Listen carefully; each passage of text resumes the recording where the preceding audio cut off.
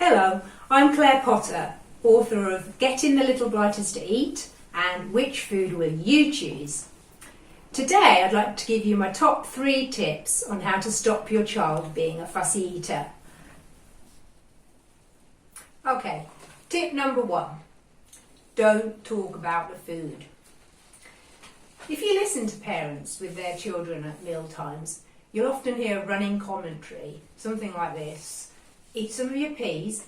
Come on, you haven't touched your potato. Good boy eating your chicken. Do you like it? Would you like to try some cauliflower cheese? It's delicious. You can't just eat your Yorkshire pudding, you know. Imagine if someone did that to you when you were eating. It'd be really annoying, wouldn't it?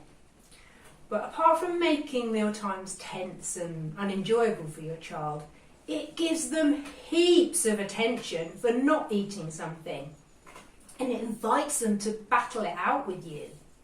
So while those kind of comments might get a little bit more food into them at that meal time, and the next one, and the next one, overall, your child is much less likely to eat things happily of their own accord. Just gives them something to react against. So the first thing to do is remove all that attention and power struggle. Remove it entirely. How do you do that? Serve your child their food and say nothing more about it. I don't mean just ease off a little bit, just the odd bit of gentle encouragement to eat. I mean say nothing about the food at all, ever. Instead, talk about other stuff. You can play speaking games, you can tell them something funny that happened to you that day, anything you like. But serve the food and say nothing more about it. It really is the biggest thing you can do to help stop fussy eating.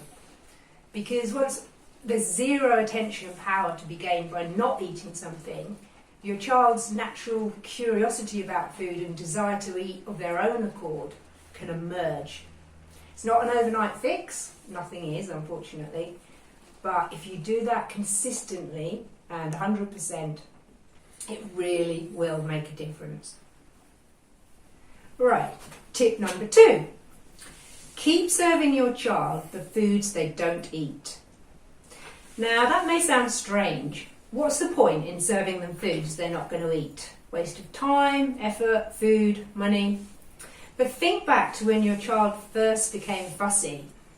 Maybe they didn't eat their broccoli a few times in a row, so you stopped bothering to put it on their plate.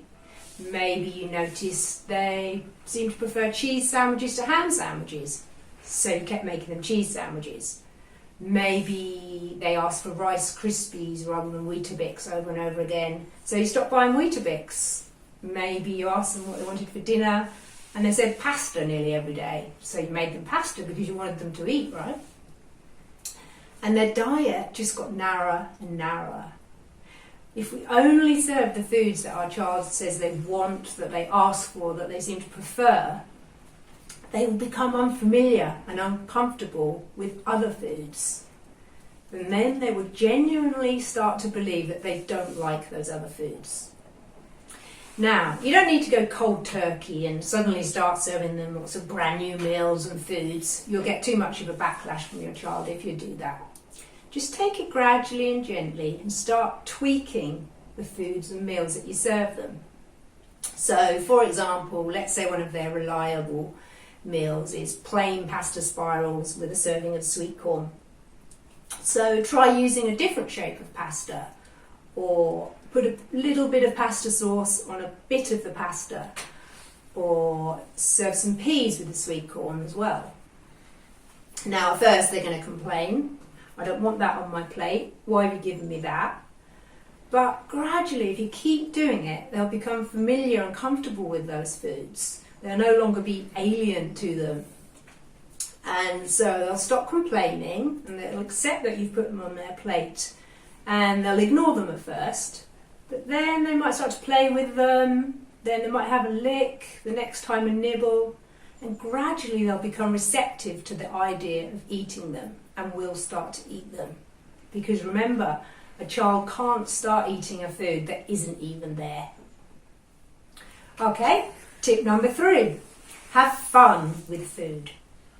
If meal times and eating with your child have become a battleground full of tension and tears and tantrums, you need to blast that away, all those negative associations, and replace them with positive associations.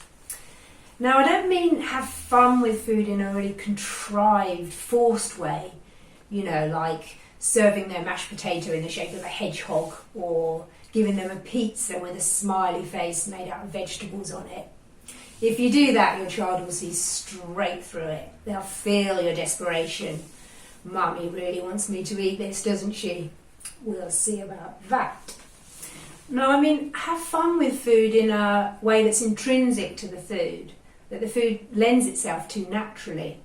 So, for example, go to the supermarket, buy a whole coconut and then hammer it open together. Or have your child make soup, put all the ingredients in the blender themselves and then press the button and watch it whiz round. Even a 2-year-old could do that. Buy a Lazy Susan. Have baked potatoes for dinner and put the toppings on the Lazy Susan so your child has to spin it to help themselves to what they want. Do a taste test. Put lots of tiny amounts of food on a chopping board, then blindfold yourself and have your child feed you and see if you can guess what the foods are, and then do it the other way around with them blindfolded.